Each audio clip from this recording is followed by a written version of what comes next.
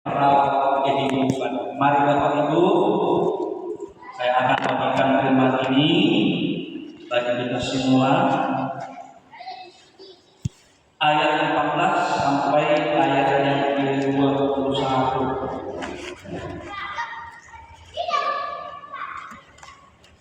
Saya bacakan ayat 14. Bapak Ibu kita harus tertulis secara perhatian sampai ke ayat 21.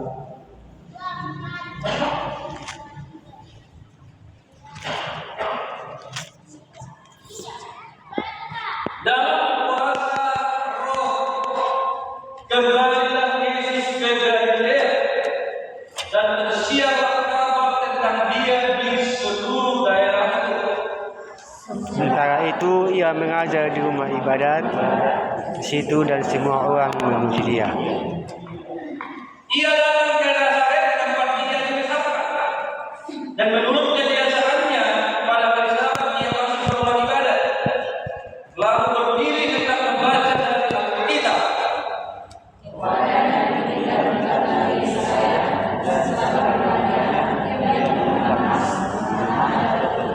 Roh Tuhan ada padaku, oleh sebab Ia telah mengurapi aku untuk menyampaikan kabar baik kepada orang-orang miskin, dan Ia telah mengutus aku Untuk memerintahkan kebebasan kepada orang tawanan dan penglihatan kepada buta, untuk membebaskan orang tertindas, untuk memberitakan tahun rahmat Tuhan.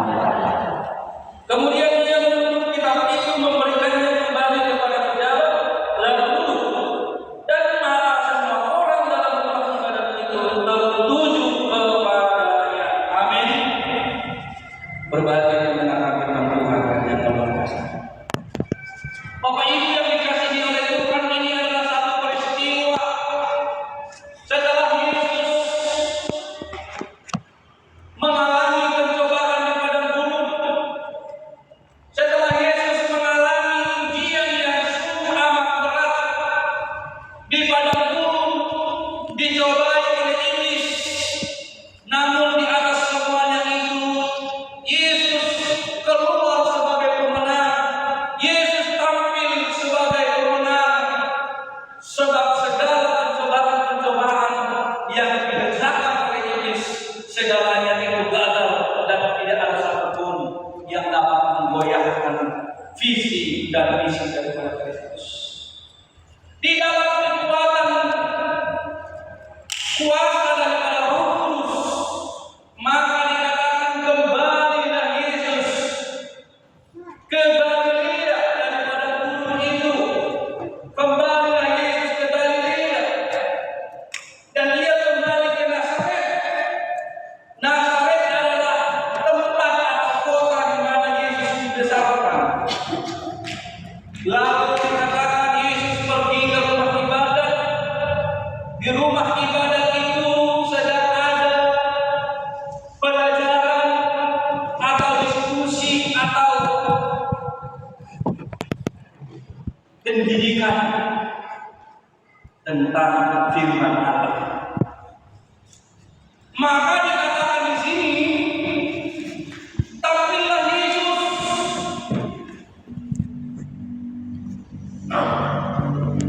untuk membacakan nas kitab suci, sebagaimana biasanya dikatakan orang Yahudi diberikan kesempatan kepada orang-orang awam. Jadi yang punya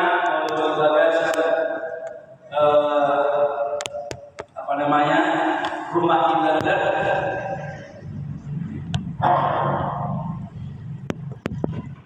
atau sinagoge, namanya aslinya sinagoge. Ini bukan bait suci yang ada di Yerusalem, Bapak Ibu. Bait suci Yerusalem hanya satu. Ya, disitulah diselenggarakan upacara korban dan sebagainya. Ini adalah sinagoge, artinya rumah ibadat yang ada tersebar di berbagai tempat.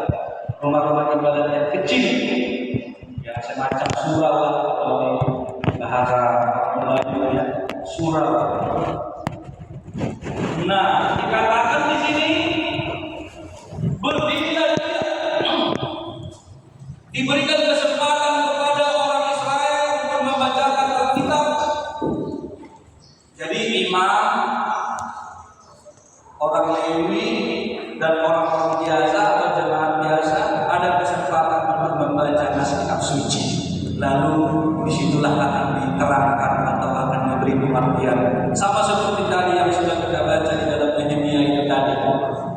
Nehemia, Esra sebagai ahli kitab dan orang-orang Lewi mengajarkan, mengajarkan, menerangkan makna daripada hukum-hukum Taurat itu kepada orang Israel, orang Yahudi.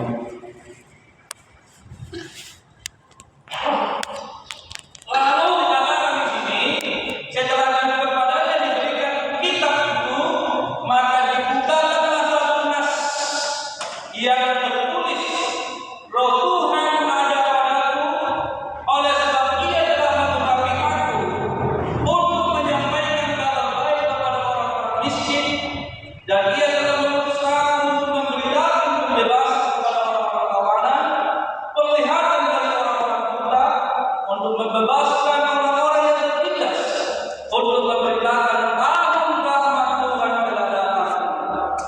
Lalu dikatakan pada hari ini genaplah nas ini sewaktu kamu mendengarnya.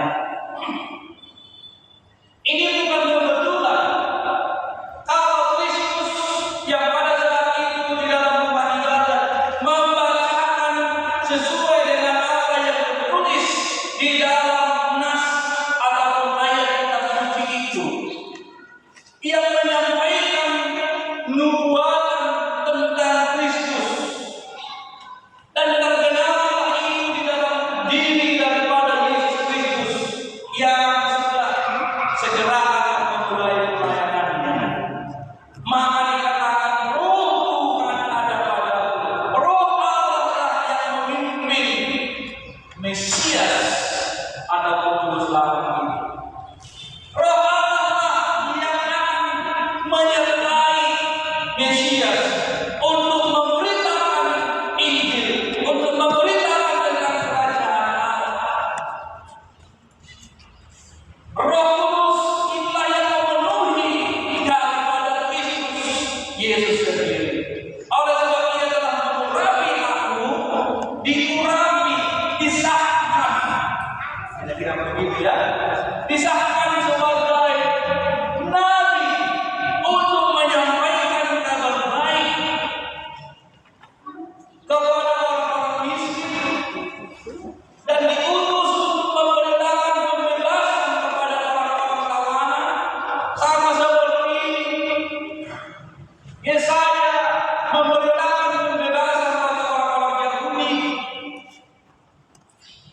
sama seperti bagaimana Tuhan membebaskan orang-orang Yahudi dari Babel, dari tawanan, dari perbudakan, membebaskan orang-orang tertindas yang diperlakukan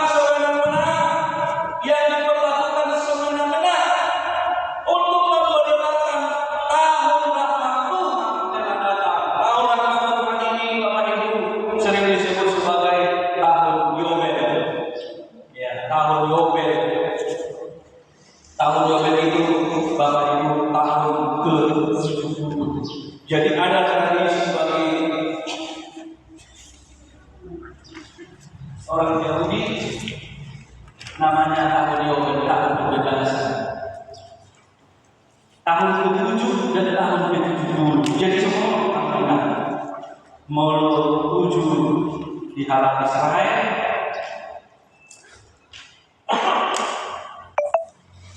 Lalu Tuhan mana mencoba dari mudah, mana dari mana kalau ada yang sudah digedaikan, maka ini dibebaskan lagi pada budak juga diberikan kesempatan bebas kalau dia mau.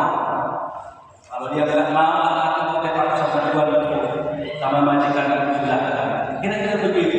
Jadi ada peraturan bagi Israel itu untuk membebaskan orang yang tertindas, membebaskan orang yang susah, membebaskan orang yang teraniaya. Apakah dia sebagai budak, apakah dia sebagai orang yang miskin, sudah menggadaikan hartanya. terjadilah pembedaan. Istirahat, senang ketika begitu ya. Nah, kemudian ayat 20, ia menuntut kita ingin memberikannya kembali kepada pejabat dan penduduk, dan maka semua orang dalam rumah ibadat ini bertujuh kepadanya. Lalu ia mendengar mereka katanya, pada hari ini genaplah nas ini suatu tahun mendekat. Mula-mula orang masyarakat ini kagum, mula-mula orang masyarakat ini takjub mendengar pengajaran Yesus, mendengar Yesus berbicara membacakan isi nas dari kitab suci. Mereka kagum, takjub karena mereka mengenal Yesus. Ayo kan anak isi Yesus loh, itu Joseph loh. Siapa dia kok kita terbingung kembali? Jadi hari mana belajar? Ayo tamat isinya jadi tamat. Nah, gimana? Tak ada dong, tak ada dong. Doa kami nabi tak ada. Maksudnya kita terjadi di sama mana ini kan? Soal Mesias ada di mata. Ini adalah terjadi pada makanan mulut kajalah selalu yang terpuji. Mereka menolak Yesus, mereka mengusir Yesus, bahkan mereka hendak membunuh Yesus dengan cara hukuman yang keji. Mereka hendak melemparkan Yesus dari tepi yang curam itu. Karena apa? Mereka tidak menerima bahwa Yesus adalah Mesias, adalah pembawa daripada keselamatan bagi mereka. Hati mereka dipenuhi egoisan, hati mereka dipenuhi dengan kedengkian dan iri hati. Karena apa? Yang diinginkan oleh orang-orang Nazaret adalah Yesus menunjukkan mukjizat-mukjizat kepada mereka.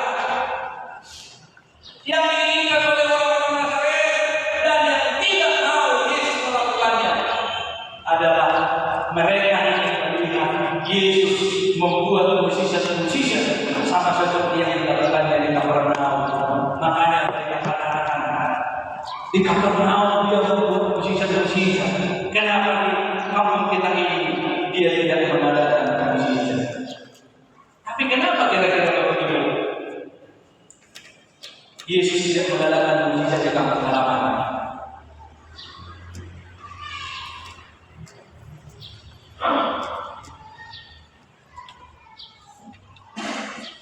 Coba kita lihat di ayat yang ke-23.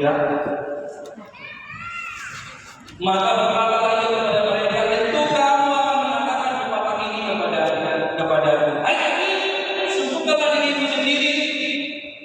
Berbuatlah di sini juga tentang kasamu ini, saudara yang kami dengar, yang telah terjadi di Kapernaum. Dan katanya lagi, aku berkata kepadamu, sesungguhnya tidak ada nabi yang dihargai di kampung. Dan aku berkata kepadamu, dan kataku ini benar, pada zaman Elia ada banyak perempuan dari Israel ketika langit itu selama 3 tahun sampai 6 bulan. Dan ketika banyak kelaparan yang hebat menimpa seluruh negeri, tetapi Elia diutuskan kepada salah seorang dari mereka yang melainkan kepada seorang perempuan janda di Sarepta di tanah Sidon. Dan pada zaman Nabi Elisa banyak orang dari Israel, dan tidak ada seorang pun dari mereka yang dilahirkan selain daripada anak orang sekalian itu. Mendengar itu sangat marah semuanya. Ada di ibadat ini. Jadi Bapak Ibu Saudara, kenapa Yesus tidak mengadakan mukjizat di tanah kelahirannya? Karena bukan tanah kelahiran.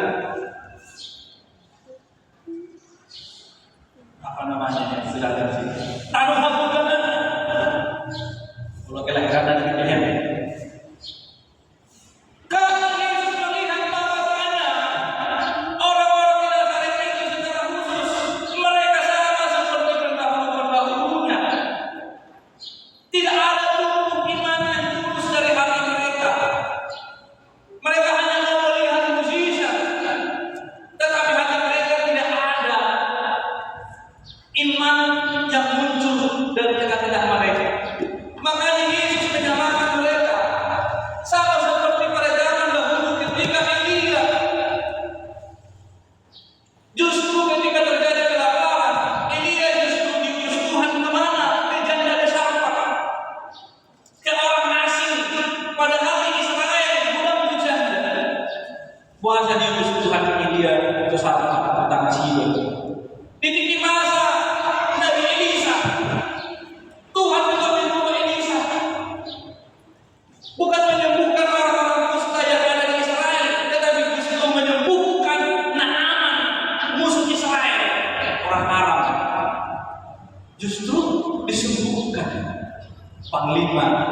Aram, musuh Israel. Karena apa? Karena Tuhan tahu,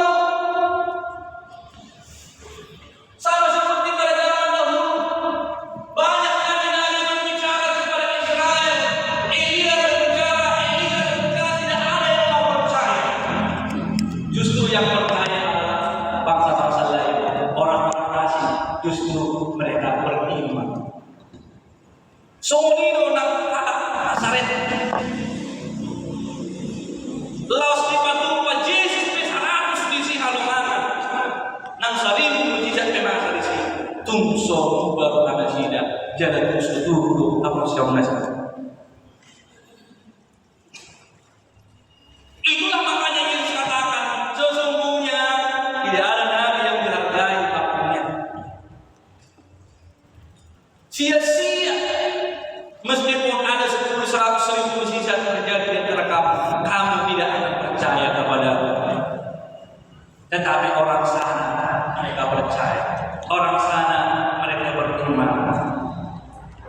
Upah ini amangina, akhirnya mereka dengan amarah, dengan sangat marah ayat 28, dengan sangat marah mereka menyeret Yesus, membawa Yesus dengan paksa untuk melemparkan Yesus dari tebing itu. Tetapi karena waktunya belum tiba, Yesus dengan tenang berjalan lewat dari dekat-dekat mereka lalu pergi. Ini sangat ironis, Bapak Ibu Saudara. Sangat ironis. Kenapa kita katakan sangat ironis? Seharusnya orang-orang Nazaret bangga. Seharusnya orang-orang Nazaret kagum, bersyukur bahwa dari daerah mereka, kota mereka, bangkit Mesias Juru Selamat. Tetapi mereka tidak begitu. Justru mereka melecehkan Yesus. Kan anak si Joseph tuh. Pamalang-malang si dia di bawah karena tersulat ini. Dan kami ini belajar. Tahu tuh ibadah boleh betek, boleh mengurang, datang dari ibadah. Karena menurut Bapak lalu dibikinlah perkataan. So ya kan dia mau belajar, karena tamat sekolahnya mungkin itu. Tidak ada timbul. Mereka hanya kagum sesaat di ayat 20 nanti ada kekaguman mereka, dan maka semua orang dalam rumah ibadat itu tertuju kepadanya. Ada kekaguman mereka, tapi kekaguman itu tidak menyelamatkan. Boleh hamba mengingat untuk saudara-saudara hamba Tuhan. Mungkin ditutup kami YouTube, ditutup kami TV, kalau ada hamba Tuhan. Luar biasa ya, memang penjabarannya luar biasa. Memang penjabarannya itu pastoral. Jadi nanti masih tunggu, masih toh tinggal. Tokoh hidup jadi yang paling pastoral. Tapi nggak ada gunanya kalau kita tidak berubah. Kalau kita tidak percaya dan taat setia kepada Tuhan, nggak ada gunanya itu. Mau 1000 kali kita kagum, mau 1000 kali kita takjub, nggak ada gunanya. Orang Nazaret, anak Nazaret, kagum takjub. Sedikit itu pun napar binotoan ini. Lomang nasinya, alai, tokin naik, dan bukan bagi menit dari mulai Yesus. Ayahnya, karena si Joseph ini, lama-lama ini mengajari kita. Kita tanda dong menit. Kan begitu Bapak Ibu, kalau ke atas pun ada kaitan itu.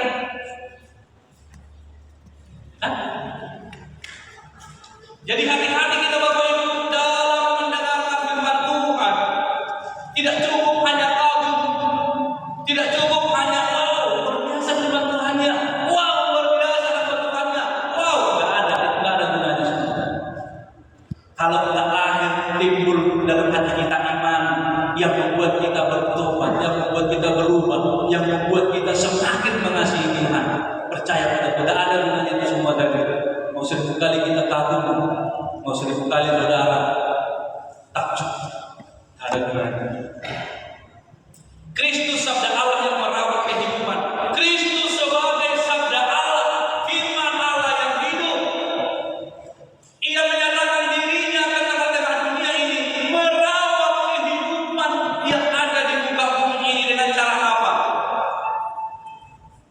Membebaskan orang-orang tertawa, menyembuhkan orang sakit, ya, memberikan penglihatan bagi orang-orang buta, membebaskan orang-orang tertindas, menyatakan rahmat Tuhan, pembebasan dari Tuhan terjadi atas orang-orang berdosa. Dengan cara itulah Kristus sebagai sabda Allah, ia merawat kehidupan alam semesta ini. Ia merawat kehidupan kita. Maka jangan katakan Bapak Ibu, aduh bagus neyau, aduh susah neyau. Maka saudara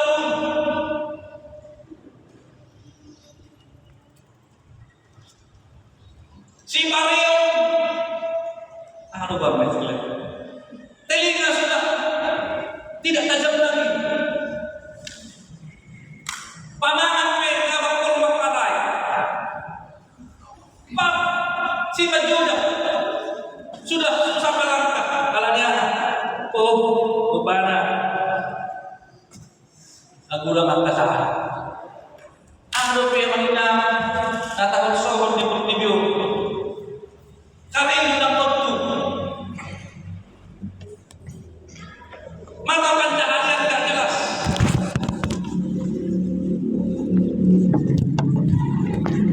Suami apa yang bedanya? Kalau tahu korban ada kasar, tapi susah dibilangin lah, susah dibilangin, karena susah dikasih tahu. Istri pun mungkin ada juga begini, susah dikasih tahu suami. Percuma dulu dari jauh kata suaminya kata, percuma dulu dari jauh. Para lebih kalahkan dan dapat dari putusan itu. Kadang-kadang apa itu ada benarnya. Orang yang ke gereja itu lebih banyak orang tak ke gereja. Nah, jangan sampai seperti itu. Akan mau dia akan ini. Jadi orang ini tak sama. Aku lagi berujuk mengakui. Mengajak saya, ya. Jadi inilah Bapak Ibu Saudara yang mau disampaikan firman Tuhan bagi kita pada saat ini. Kristus sebagai sabda Allah, dialah yang merawat kehidupan kita. Entahkah kita susah, entahkah kita terpuruk, entahkah kita buta, entahkah kita lumpuh, Kristuslah yang dapat menjaga, memelihara, bahkan menyelamatkan kita semua. Maka marilah kita percaya kepada-Nya, marilah kita percaya kepada sabda-Nya, marilah kita taati dan hidup di firman-Nya, supaya benar-benar pembebasan rahmat Tuhan itu benar-benar terjadi di dalam kehidupan kita semua. Amin. Amin. Tumpah isi malu bagi para sarannya Allah. Salam masa lalu pada dulu kita. Roma kalah siroga kita 2025. Amin. Tuhan memberkati kita.